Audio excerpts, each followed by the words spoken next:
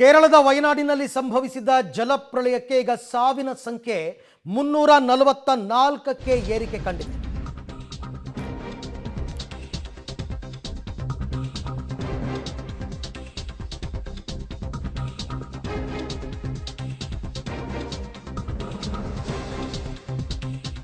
ಕೇರಳದ ವಯನಾಡಿನಲ್ಲಿ ನಡೆದಂತಹ ಘೋರ ದುರಂತ, ಈ ದುರಂತದಲ್ಲಿ ಮೃತಪಟ್ಟವರ ಸಂಖ್ಯೆ ಈಗ 344ಕ್ಕೆ ಏರಿಕೆಯಾಗಿದೆ.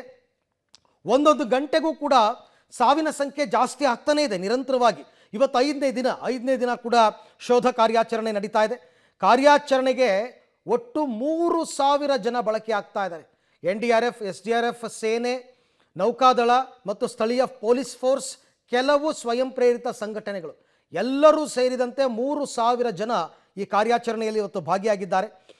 ಬಂಡೆಗಳ ಕೆಳಗಡೆ, ಕೆಸರಿನಲ್ಲಿ ಮತ್ತು ಕಾಡಿನ ಅಂಚಿನಲ್ಲಿ ಎಲ್ಲೆಲ್ಲಿ ಇದು ಸಾಗಿದೆ, ಅಂದರೆ ನೀರು ಮತ್ತು ಕೆಸರು ಮಿಶ್ರಿತ ಮಣ್ಣು ಎಲ್ಲೆಲ್ಲಿ ಕೊಚ್ಕೊಂಡು ಹೋಗಿದೆ, ಎಲ್ಲ ಕಡೆಯಲ್ಲೂ ಕೂಡ ಸಾವಿನ ಶೋಧ ನಡೀತಾ ಇದೆ. ಈಗಾಗಲೇ ಕೇರಳ ಗೌರ್ನಮೆಂಟ್ ಕೂಡ ಹೇಳಿತ್ತು, ಕೊನೆಯ ಶವ ಸಿಗುವ ತನಕವೂ ಕೂಡ ನಾವು ಕಾರ್ಯಾಚರಣೆಯನ್ನು ಮಾಡ್ತೀವಿ, ಗೌರವಯುತವಾಗಿ ಅಂತ್ಯ ಸಂಸ್ಕಾರವನ್ನು ಮಾಡ್ತೀವಿ ಅಂತ.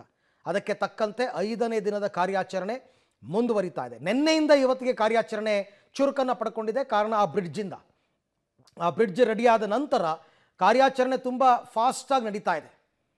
ಸೊ ಹಾಗಾಗಿ ನಿಮಗೇನಾದರೂ ಒಂದು ವೇಳೆ ಮೃತದೇಹ ಸಿಕ್ಕಿದ್ರೂ ಕೂಡ ಅದನ್ನು ಇನ್ನೊಂದು ತುದಿಗೆ ತಲುಪಿಸೋದಕ್ಕೆ ಹರಸಾಹಸ ಪಡ್ತಾ ಇದ್ರು ಮೊನ್ನೆ ಎಲ್ಲ.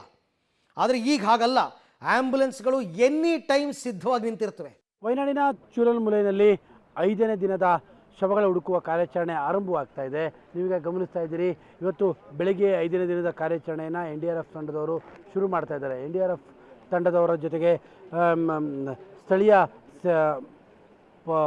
ಸ್ವಯಂ ಸೇವಾ ಸಂಸ್ಥೆಗಳವರು, ಜೊತೆಗೆ ಸೇನೆಯವರು ಎಲ್ಲರೂ ಕೂಡ ಜೊತೆ ಆಗ್ತಾ ಇದ್ದಾರೆ.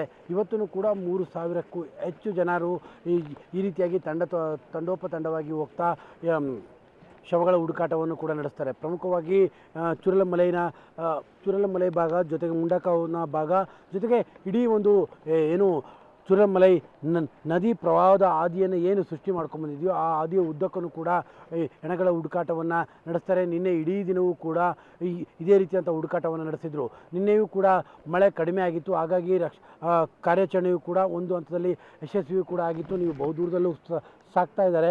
ಅಲ್ಲೊಂದು ಟೀಮ್, ಅಂದರೆ ಎಲ್ಲ ಕಡೆಯೂ ಕೂಡ ನದಿಯ ಪಾತ್ರ ಯಾವ ರೀತಿಯಾಗಿ ಹರಿದಿದೆಯೋ ಆ ಎಲ್ಲ ಭಾಗಗಳಿಗೂ ಕೂಡ ಒಂದೊಂದು ಟೀಮ್ಗಳು ಈಗ ಹೋಗ್ತಾ ಇರುವಂಥದ್ದು.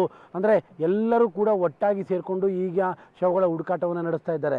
ಯಾಕಂದರೆ ಕೇರಳ ಸರ್ಕಾರ ಸ್ಪಷ್ಟವಾಗಿ ಹೇಳಿದೆ, ಒಂದೇ ಒಂದು ಮೃತದೇಹವನ್ನು ಕೂಡ ನಾವು ಹುಡುಕದೆ ಬಿಡೋದಿಲ್ಲ, ಪ್ರತಿಯೊಬ್ಬರ ಅಂತ್ಯ ಸಂಸ್ಕಾರವನ್ನು ಕೂಡ ಭಾಳ ಗೌರವಯುತವಾಗಿ ನಡೆಸ್ತೇವೆ ಅನ್ನುವಂಥದ್ದನ್ನು ತಿಳಿಸಿದ್ದಾರೆ. ಆ ಕಾರಣಕ್ಕೋಸ್ಕರವಾಗಿಯೇ 5ನೇ ದಿನದ ಕಾರ್ಯಾಚರಣೆಯನ್ನು ಕೂಡ ಚುರುಕು ಮಾಡಿರುವಂಥದ್ದು.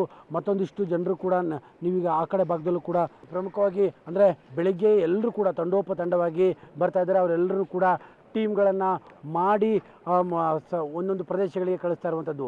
ಮೊದಲನೇದಾಗಿ ಅಲ್ಲೊಂದು ನೋಟನ್ನು ಕೂಡ ಮಾಡ್ಕೊಳ್ತಾರೆ, ಯಾವ್ಯಾವ ಪ್ರದೇಶಕ್ಕೆ ಹೋಗ್ತಾರೆ ಅಂತ. ಅಲ್ಲಿಂದ ನೋಟನ್ನು ಮಾಡ್ಕೊಂಡಂಥವ್ರು ಮತ್ತೊಂದು ಈಗ ಆ ಕಡೆ ಭಾಗದಲ್ಲಿ ಹೋಗ್ತಾ ಇರುವಂಥವ್ರು ಅವರೆಲ್ಲರೂ ಕೂಡ ಮುಂಡಕಾಯಿ ಭಾಗಕ್ಕೆ ಹೋಗ್ತಾ ಇದ್ದಾರೆ.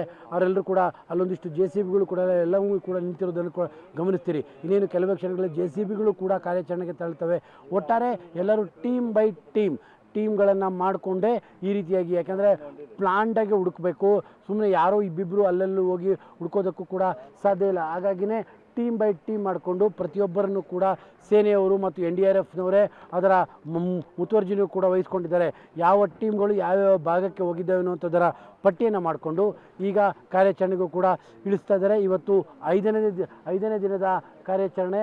5ನೇ ದಿನದ ಕಾರ್ಯಾಚರಣೆಯು ಕೂಡ ಈಗ ಬೆಳಿಗ್ಗೆ ಶುರುವಾಗ್ತಾ ಇದೆ.